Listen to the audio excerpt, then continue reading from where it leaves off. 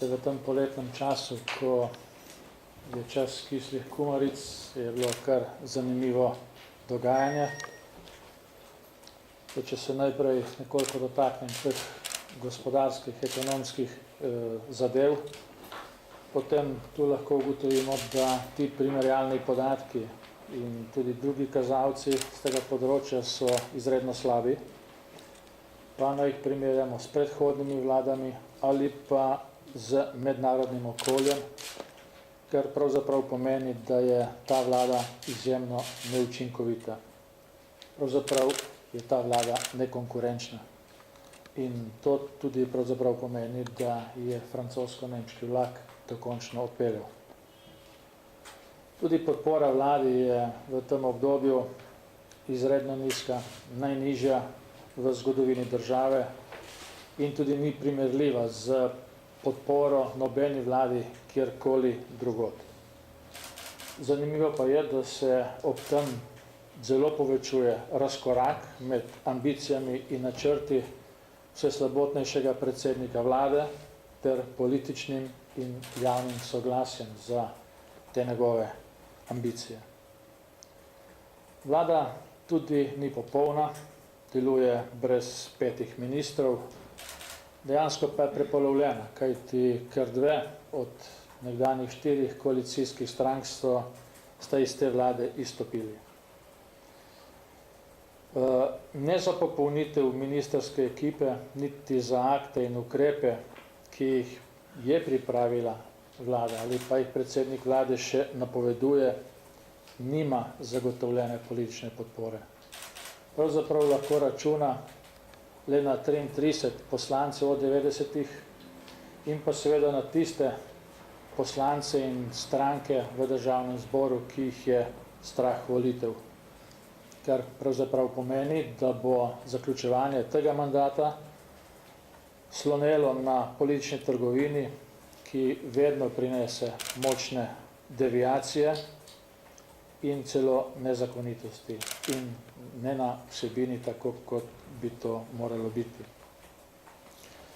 Predsednik vlade se je v tem obdobju tudi zelo osmešil, ko je ostro zavrnil ponujeni odstop predsednice liberalne demokracije, ministrice njegove vlade, v trenutku, ko je Računsko sodišče izdalo negativno mnenje glede nacionalnega preiskovalnega urada.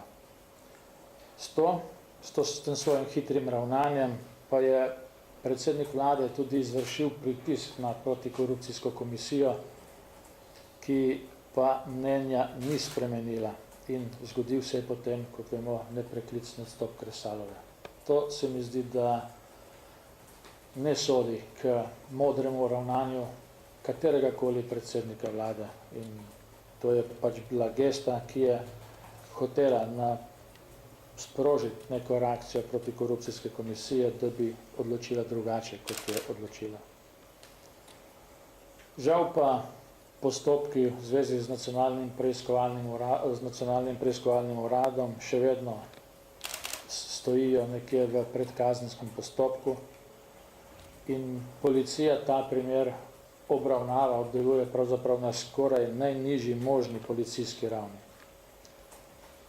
Moj poslanski kolega Vinko Gorenak je včeraj poslal dopis generalnemu državnemu tožilcu Fišerju in pa direktorju policije gospodu Goršku, da bi nekaj le storili v tem primeru, kajti po letu in pol je ta predkazenski postopek pravzaprav še vedno tam, kjer je bil in se nič ne dogaja. Nekaj prej, 12.8., sem tudi sam s podobno vsebino naslovil pismo ministru Zalarju in tudi generalnemu državnemu tožilcu Fišerju, vendar o tej zadevi nisem dobil nobenega odgovora. Pa čeprav te zadeve stojijo, pa čeprav gre v primeru nacionalnega preiskovalnega urada za protizakonito dejanje, ki se je zgodilo ugotovljenega dne, na ugotovljenem kraju in na ugotovljen način, in to dejanje tudi ustreza definiciji korupcije. Žal preiskovalni in sodni postopki v primerih, ko so sumi skonstruirani in prirejeni, tečejo mnogo hitreje. Ob tem bi, kar zadeva primer Nacionalnega preiskovalnega urada, opozoril, da so ugotovitve tako Računskega sodišča kot protikorupcijske komisije zelo podobne tistim, ki smo jih mi zapisali v interpelacijo proti Katarini Kresal in ki jih koalicija ni podprla. Tudi včerajšnje dogajanje v liberalni demokraciji, ko je Katarina Kresal dobila soglasno, mediji ste zapisali in poročali, da dobila absolutno podporo na glasovanju glede zaupnice predsedovanja liberalni demokraciji, pač obelodanja profil politični in etični koalicijske liberalne demokracije in s tem, ker je to konstitutivna stranka, preostala konstitutivna stranka koalicije, tudi politični in etični profil vlade. Pravna država je s tem glasovanjem o zaupnici Katarini Kresal postala na deklarativni, ne samo na praktični, ampak tudi na deklarativni ravni arhaični pojem. V bistvu je to stvar, ki se je umaknila v zgodovino. In odločitev sveta liberalne demokracije lahko razumemo tudi tako, da v prvi plan prioritete delovanja te vladne koalicije stopata zaščita oziroma podpora korupciji in klientelizmu, in to pravzaprav soglasno.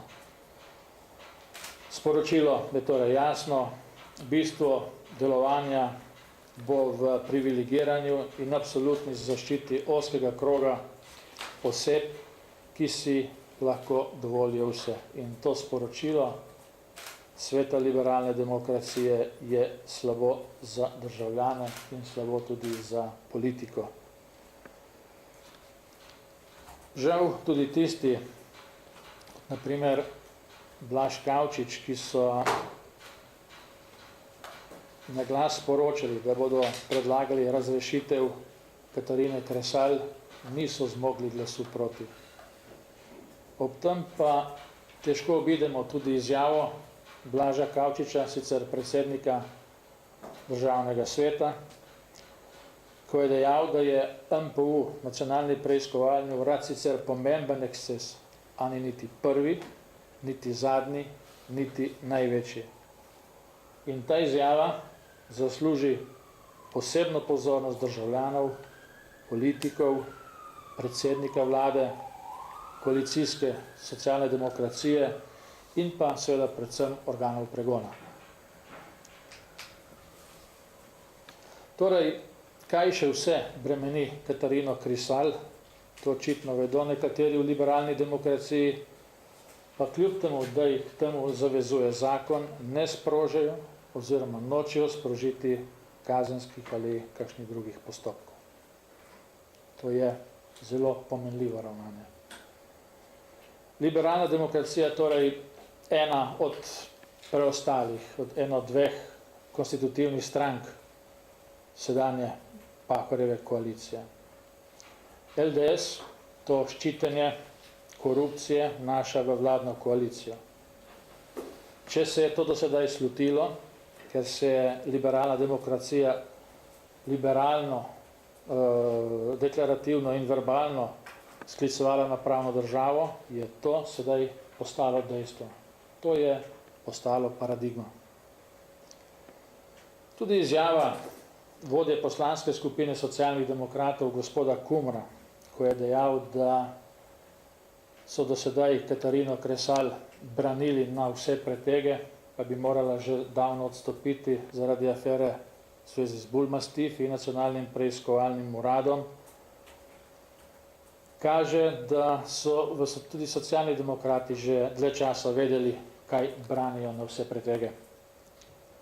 Sedaj pa Katarine Kresal in njenih ravnanj ne branijo več, ampak so jih vzeli kar za svoje. saj stranka, katere predsednica je vstopila kot ministrica zaradi mnenja protikorupcijske komisije, popolnjuje s svojimi kandidati prazna ministrska mesta in druga funkcionarska mesta ter morebitno izpraznjeno mesto predsednika državnega zbora. In je po tej plati ostal tudi edini formalni partner socialnih demokratov v koaliciji. In lahko ugotovimo, da je Katarina Kresal v bistvu glavni kadrovik vlade. Žal predsednik vlade Borut Pahor ni sposoben reza in izvajanja svojih zavez iz koalicijskega sporazuma in njegovih visoko donečih paradigem. Borut Pahor se je, kot sem rekel, že povsem razgalil, ko je zavrnil ponujen odstop Katarine Kresal.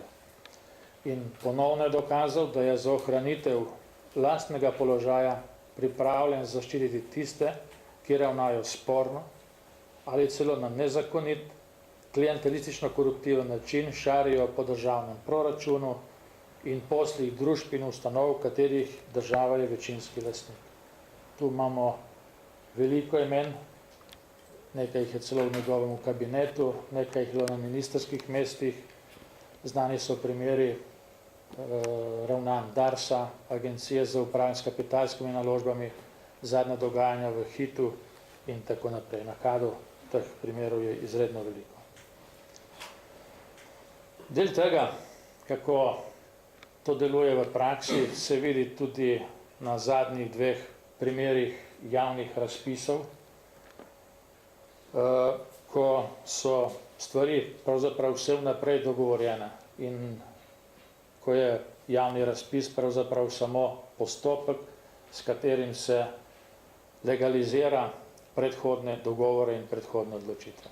Na enega od teh razpisov je opozoril predsednik Ustavnega sodišča dr. Ernest Petrič, gre za primer izbora slovenskega arbitra na arbitražnem sodišču.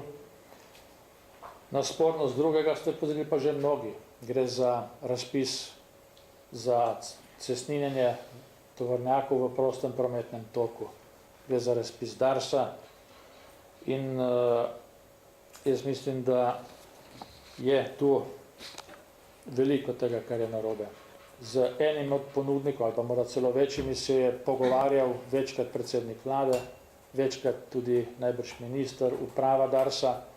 Razpis pa je pripravil eden izmed, tako pravijo, tako kaže v veri, eden izmed nekdanjih uslužbenicev Golobičeve Ultre. Skratka, gre za nek sistem, kako zajemati iz proračuna in družb, ki so v večinsko državne lasti. S takimi hipotekami obremenjena Pahorjeva vlada, sanjari o reformah, o interventnih ukrepih, predlagala je rebalans, v katerem so bistveno zmanjšane investicije, ki so pravzaprav glavno gibalo razvoja in rasti. V rebalansu je ohranjeno tisto, kar zavira razvoj in konkurenčnost, zmanjšano pa tisto, kar bi ta razvoj pravzaprav zagnalo. Prihaja torej obdobje pomembnih odločitev, ko bomo glasovali najbrž o predsedniku državnega zbora, ko bomo sprejemali rebalans ali pa obravnavali rebalans, interventne zakone. Glasovanje bo potekalo o novih ministrih in za to glasovanje naj bi predsednik vlade vezal celo zaupnico. Mi bomo v poslanski skupini proti vsem tem napovedanim glasovanjem v državnem zboru glasovali proti, kajti tudi to glasovanje o zaupnici je v bistvu samo kupovanje časa, kajti s tem se ničesar ne odpravi, se ničesar ne prekine, ampak se ta agonija države samo podaljšuje. Vsak dan nas ta vlada zadolži za dvakrat toliko, kolikor znašajo stroški volitev. Dvakrat toliko. 5 milijonov evrov je cirka strošek volitev, 10 milijonov je pa dnevne zadolžitve za delovanje vlade, poleg vseh tistih ostalih tekočih prihodkov, ki tako ali tako pridejo v državni proračun. Zato nič od tega ne bomo podprli. Če bi vlada in predsednik vlade znali sami realno vrednotiti podatke in trende, če bi bila ta vlada samokritična, potem bi že zdavnaj odstopila in bi omogočila izpeljavo predčasnih volitev ter oblikovanje nove politične večine, ki bi se dejansko lotila odpravljanja nakopičenih težav, kajti rezerv za odlašanje ni več nobenih. Hvala lepa.